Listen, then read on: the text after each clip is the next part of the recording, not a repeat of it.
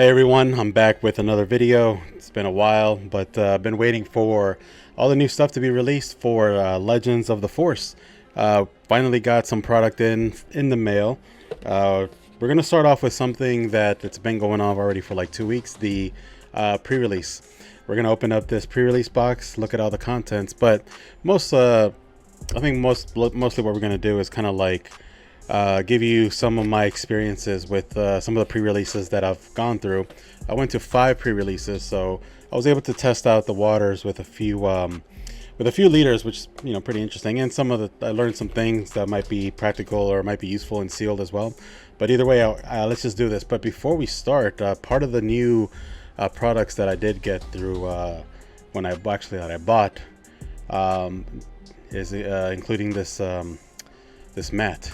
The new black play mat, which is basically a simple play mat here for the game. You got your base, your leader section, your units. I like this one a lot. This is my favorite mat in terms of just like being simple. I like simplicity. I like things to be clean when it comes to playing. Usually when I play with a solid color. When I go to my locals, last time I played with an orange one, which is my favorite color. But this time, I think I'm going to be taking this black one because I do like this black design with the Star Wars Unlimited design there, which I like. So we're going to open up the pre-release. And let me just zoom in here so we can get a good view of the cards itself. All right, so that's not your typical background, right? Usually I have a white background, but we're going to mix it up with this black background. So in the pre-release box, I've opened up a few already on this channel, but we're gonna see here when you get a pre-release box for Star Wars, you're gonna get 6 packs. When you participate in a pre-release event, you're gonna also get a deck box. You're gonna get 2 leaders in the pre-release box, and when you're doing a pre-release, what you're gonna be doing is like a 30 card deck, and in the 30 with these 6 packs, you're gonna build a 30 card deck. You can use these 2 leaders as well, Darth Maul and Qui-Gon. And with this pre-release, you get special hyperspace versions of the leaders from the Spotlight decks. And I have those as well, but we'll do those in another opening. You get the deck box, a little divider when you go to a pre-release, so you can put all your cards in there. You also get tokens if you're a new player. You get tokens, damage markers. And you also get a little leaflet building a pre-release deck, little hints and tips. So it depends on the store. I think I went to a store that gave me like 50 minutes to build a deck. Another one gave me 30 minutes. Another one gave me 40 minutes. I'm not sure what the exact rules are, how much time you get to build a deck. But either way, I think it just varies between stores. But I could be wrong. But either way, those are the contents of the pre-release box. Now, within that time frame, you'll have to choose which leader or which deck you want to use. The only downside about this mat, now that I'm looking at it, get a lot of dust on there. You see that? So maybe we might revert back to the white one. But let's just see what kind of cool things we get in this pre-release box. Sometimes you get some pretty cool things. We got Darth Revan. Let me just zoom in a little bit more because we want to see more of the cards than my grubby fingers, right? There we go. So we have a rare leader, Darth Revan. This is an option you can use when you start building your deck, the Holy City. This is my first time opening packs up on the channel for Legends of the Force, so pretty cool seeing this stuff.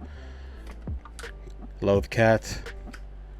I don't know how to say this. Kowakian Monkey Lizard. Jedi Sentinel. Jedi Sentinel I like, especially if you're going to be doing like Jedi stuff. I mean, she becomes a Sentinel once you get the Force. So if you have the Force, she's always Sentinel. And it's not bad. For 5/4, not too bad. Praetorian Guard. Also, if you control a unit with 4 or more power, gain Sentinel.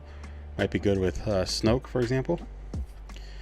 Guardian of the Wills. It's a good unit to have early game, because if you want the Force, you want units that can come out on your first turn, like this one, for example. It's a turn 2 Force, because all the bases from this set will say this, all the common bases will say when a friendly Force unit attacks, the Force is with you. So getting those force units early is very, very key to getting the force.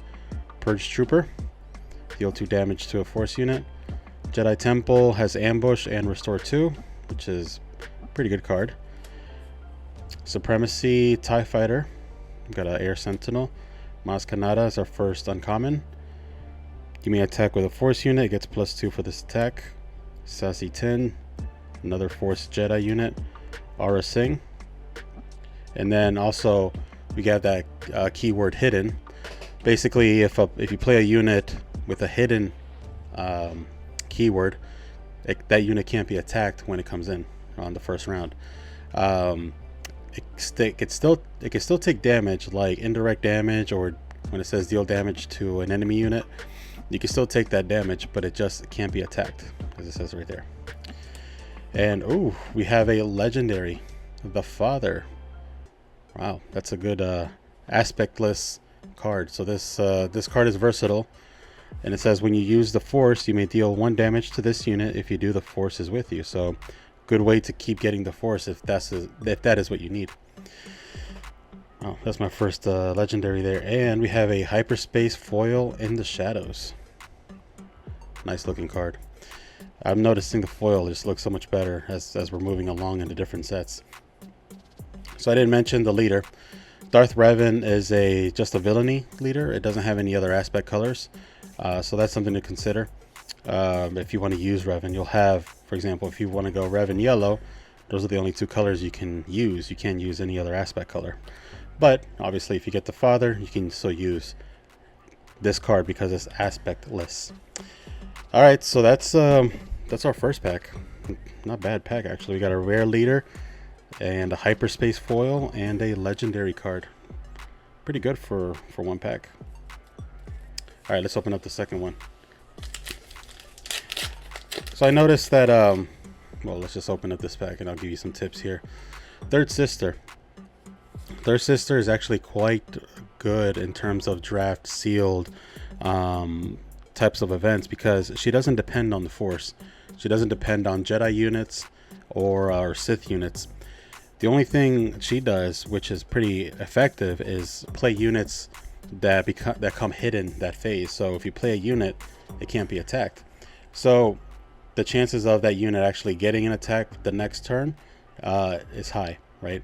And the cool thing about Third Sister is that when she deploys hidden. So she can still take damage, but she cannot be attacked, which means that if your opponent has nothing to get rid of her quickly by dealing damage, she can still guarantee a 5 hit on your base because she is hidden. And then the next unit you play that phase also becomes hidden. So she's actually pretty good and sealed. If you don't have a lot of Force units or units to get the Force, you can just kind of build a deck around her. We got Fortress Vader, Blue Squadron Assault Wing, Mysterious Hermit, Ravening Gungark, Hunting Nexu, and we do have a lot of creatures in this set. So we have Kanan, which is one of the leaders who has synergies with specters and creatures. Here's a Force unit that you can do on the first turn, which is a great Force unit because it comes in shielded, so it can stick around for quite a bit. Another creature here, another creature. So this is a creature pack from what we see. Heirloom Lightsaber. So I've noticed that another tip here, upgrades, there's a lot of upgrades and items in this set. For example, the lightsaber and grappling hook and some other things. What's nice is that, well, this set does have some removal, but not a lot of removal. So if you're doing sealed or if you're doing some kind of draft, putting upgrades on units seems to be a little bit more viable to do, because it seems like those units just stick around a little bit longer. So having a lightsaber or some kind of item is definitely helpful. Definitely helpful, especially if you have like units like Third Sister or Cal Kestis. We might draw one. They have low defense, right? But if you put some kind of upgrade on them, it helps them stick around just a little bit longer. So that can be actually helpful. So we have an Heirloom Lightsaber, which is a common. You'll be able to grab those a little bit easier. Common the Stormer is our first uncommon. Bene, that's what you say it, Bene. Mace Windu. Mace Windu's great.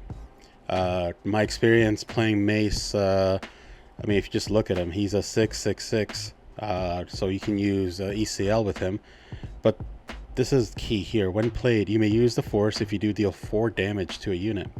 So the other Mace came in with an ambush, right? But this one, you don't have to attack, but you do deal 4 damage to a unit. So if you need to get rid of a unit quickly or just bring it down as much as you can, Mace is definitely a good option.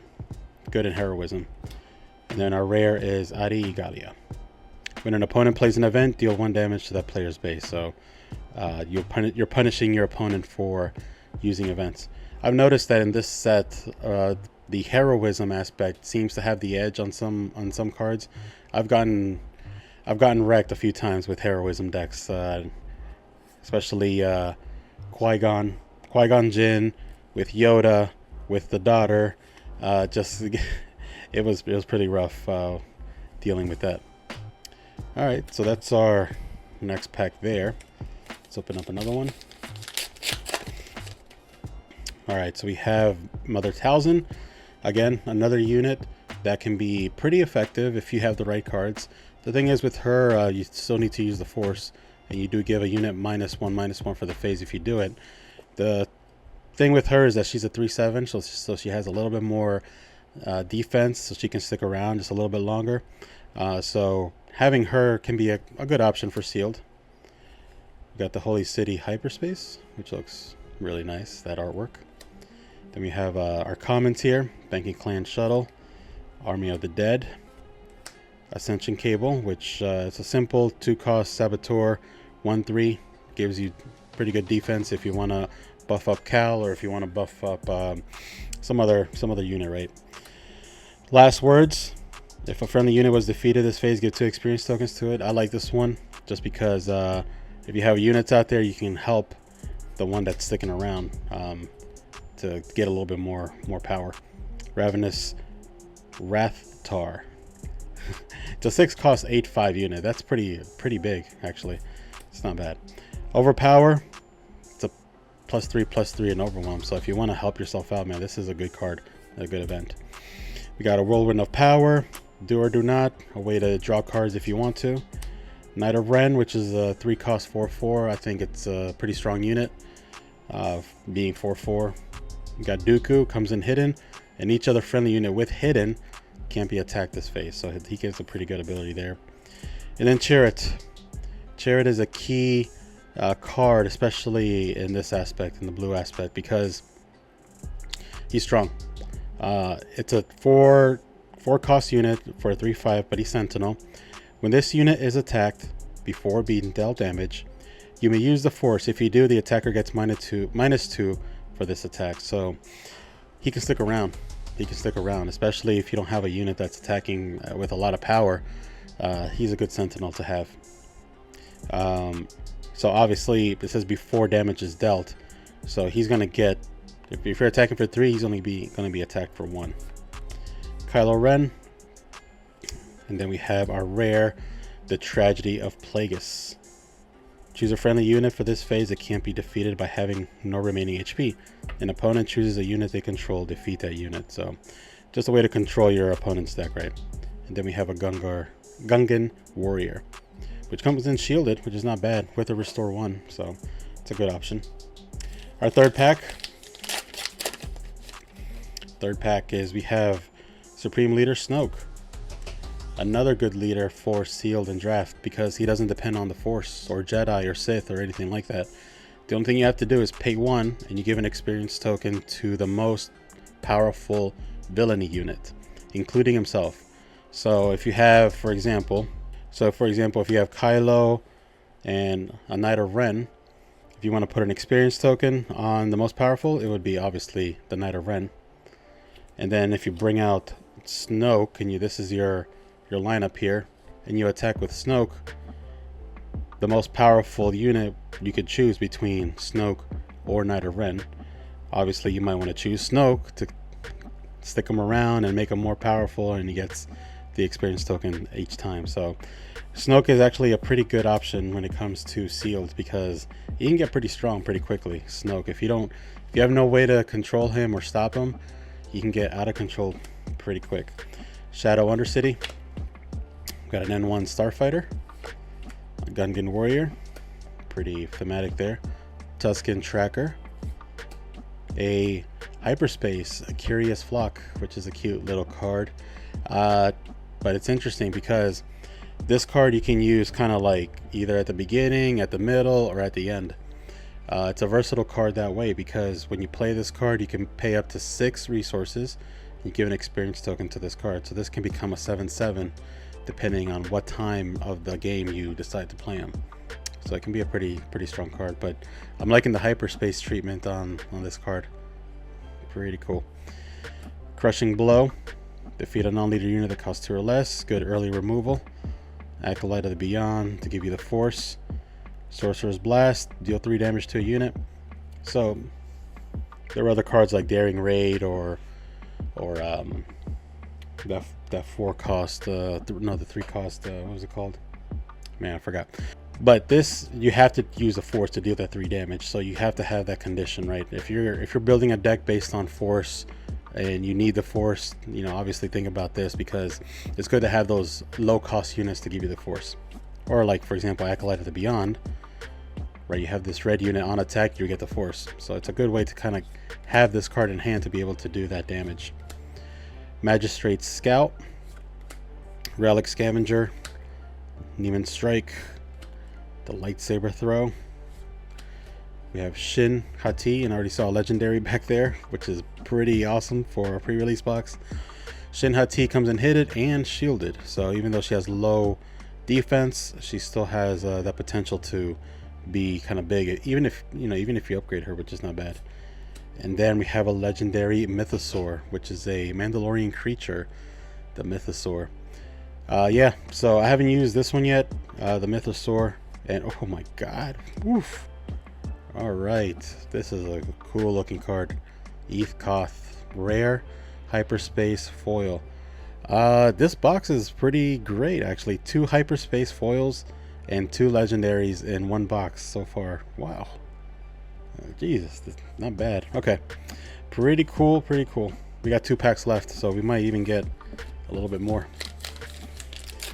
All right, so that's already 2 legendaries that you can work with in your pre-release, and obviously you got some cool hyperspace foils. So we got a hyperspace Grand Inquisitor.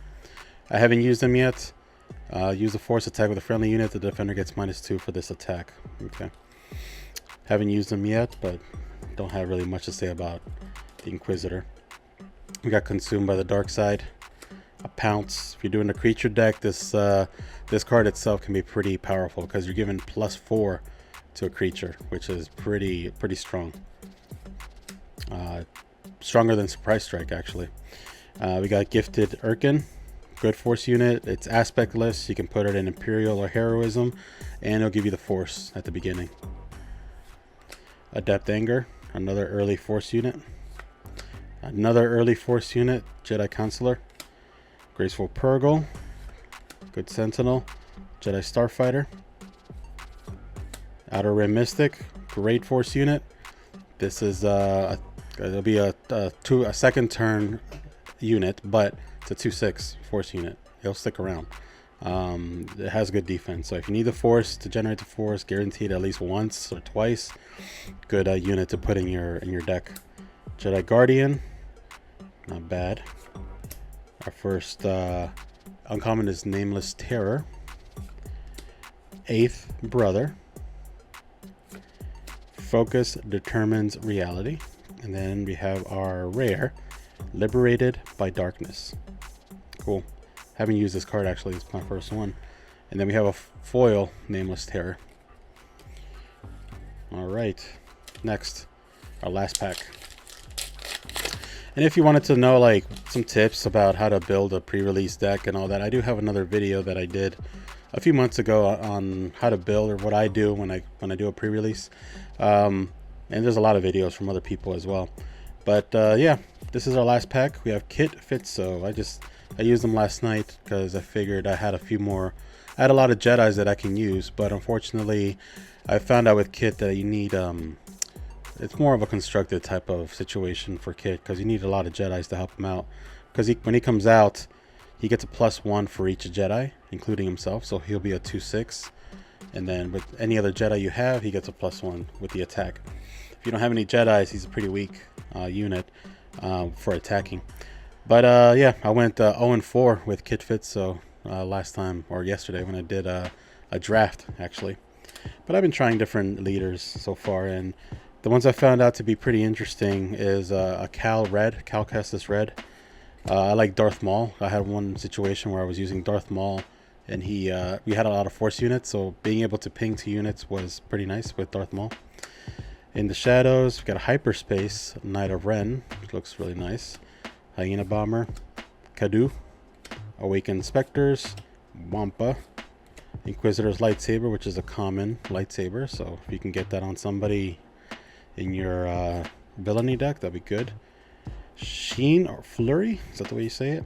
Owen Lars. When defeated, you get to search for force units. 0-3. Pelimoto, if you're doing vehicles or droids, she can help you out. So maybe I will put this in my IG deck. You know, maybe I can help out my IG deck because I do have a lot of droids in that one.